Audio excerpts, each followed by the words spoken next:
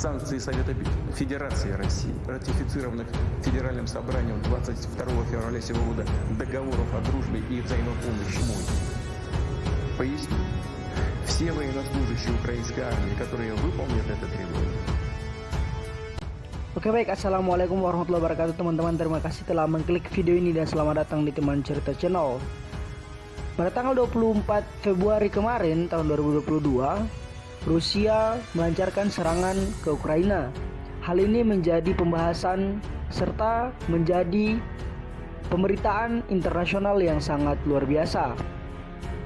Dengan terjadinya konflik antara Rusia dan juga Ukraina, kali ini kita akan membahas alasan dari Rusia menyerang Ukraina dan juga sejarah awal konflik antara Rusia dan Ukraina.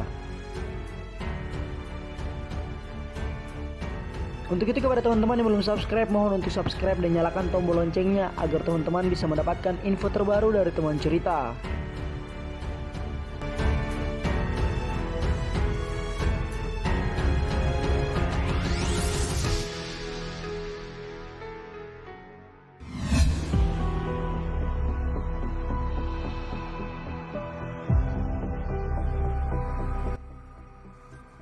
Baru-baru ini telah memanas konflik antara Rusia dan Ukraina. Terjadi penyerangan dari Rusia ke Ukraina. Untuk itu kita akan membahas tentang sejarah konfliknya. Dilansir dari Al Jazeera, sekitar 1200 tahun lalu, Rusia, Ukraina, dan Belarusia lahir di tepi sungai Dnieper di Kievan, sebuah negara adidaya pada abad pertengahan yang luasnya mencakup sebagian besar Eropa Timur. Meski dari tanah yang sama, Rusia dan Ukraina memiliki perbedaan yang menonjol, mulai dari bahasa, sejarah, dan kehidupan politiknya. Namun pada zaman sekarang ini, pemerintahan Rusia, yakni Putin, berulang kali mengklaim jika keduanya adalah satu bagian dari peradaban Rusia. Sementara Ukraina berulang kali membantah klaim tersebut. Pada tanggal 25 Desember tahun 1991, pemimpin Uni Soviet kala itu, Mikhail Gorbachev, mengundurkan diri. Pengunduran dirinya sekaligus menjadi tanda dari keruntuhan Uni Soviet. Sebelum pengunduran diri Gorbachev, tepatnya pada tanggal 1 Desember tahun 1991, 90% warga Ukraina menyetujui referendum kemerdekaan dari Uni Soviet. Karena hal itulah, maka Presiden Ukraina, Belarusia, dan Rusia pun bertemu untuk secara resmi membubarkan Uni Soviet sesuai peraturan atau aturan yang tertulis dalam konstitusi Uni Soviet. Dengan demikian, Ukraina merdeka secara de jure atau berdasarkan hukum dan diakui oleh komunitas internasional.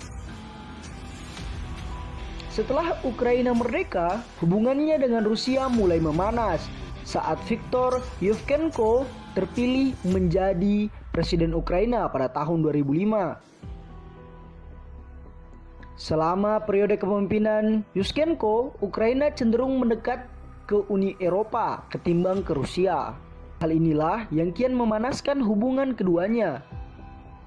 Hubungan keduanya lumayan mereda saat pemilihan umum pada tahun 2010. Saat itu, Viktor Yanukovych terpilih menjadi presiden Ukraina. Yanukovych adalah seseorang yang didukung oleh Rusia dan menginginkan Ukraina lebih dekat dengan Moskow, ibu kota Rusia.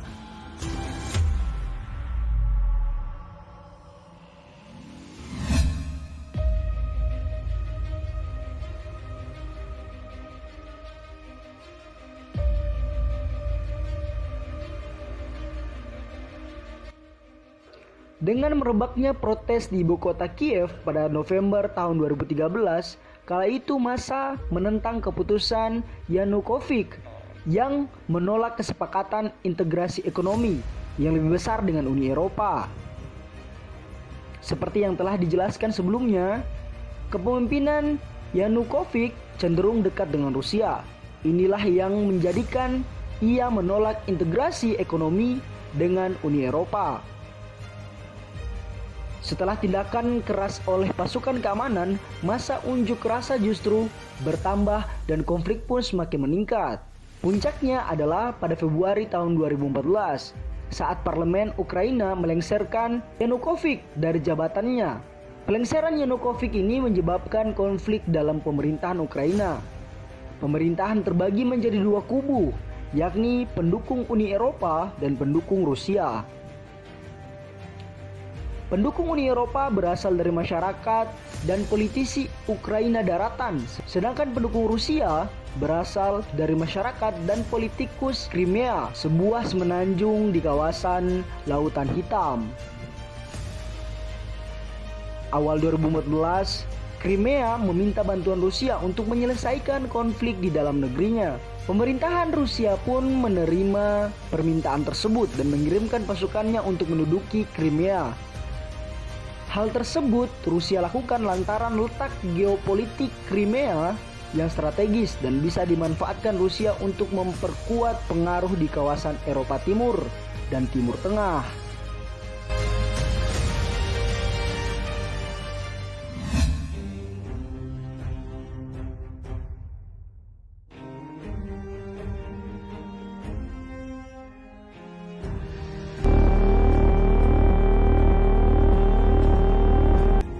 Melihat campur tangan Rusia atas konflik dalam negeri Ukraina, Uni Eropa pun mengecamnya. Kepada Uni Soviet Situasi pada Perang Ukraina Dunia Kedua kemudian atau meningkat Perang pada Eropa Juli hampir 2014 kalah, namun dan membuat akhirnya Amerika menang. Serikat dan Uni Eropa berselisih dengan Rusia. Sementara itu, sejak akhir Februari tahun 2014, demonstrasi kelompok pro-Rusia dan anti pemerintahan berlangsung di kota-kota besar di seluruh timur dan selatan Ukraina. Protes di wilayah Donetsk dan Luhansk meningkat dan berkembang menjadi pemberontakan separatis bersenjata. Hal tersebut membuat pemerintahan Ukraina meluncurkan serangan militer balasan terhadap pemberontakan yang berdampak pada munculnya konflik bersenjata di Donbas. Sejak Februari 2015, Rusia dan Ukraina telah berusaha untuk menghentikan kekerasan melalui perjanjian Minsk dengan Prancis dan Jerman sebagai penengah. Perjanjian tersebut mencakup ketentuan untuk gencatan senjata, penarikan persenjataan berat, serta kontrol penuh pemerintahan Ukraina di seluruh zona konflik.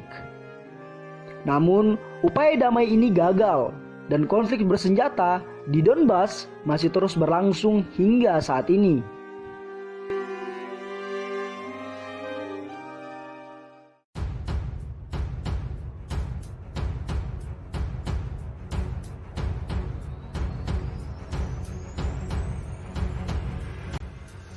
Berdasarkan pemberitaan yang beredar saat ini, alasan Rusia menyerang Ukraina salah satunya yaitu Ukraina ingin bergabung dengan NATO. Konflik Rusia dan Ukraina yang terjadi saat ini juga disebabkan keinginan Ukraina untuk bergabung dengan NATO.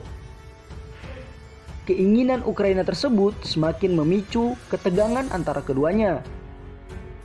Teman-teman tahu, NATO sendiri adalah organisasi pertahanan dan keamanan di kawasan Atlantik Utara yang meliputi negara-negara Eropa, Amerika Serikat, dan Kanada.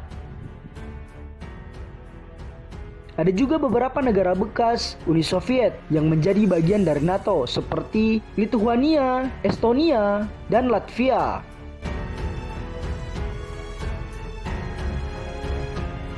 Faktor lain juga yang mempengaruhi semakin memanasnya konflik antara dua negara ini yaitu ketika Putin mengakui kemerdekaan dua wilayah separatis pro-Rusia di Ukraina Timur, yakni Donetsk dan Luhansk. Hal tersebut Putin sampaikan melalui pidatonya di televisi yang dikelola oleh pemerintahan Rusia. Ia mengatakan bahwa saya percaya perlu mengambil keputusan yang sudah lama tertunda untuk segera mengakui kemerdekaan dan kedaulatan Republik Rakyat Donetsk dan Republik Rakyat Luhansk.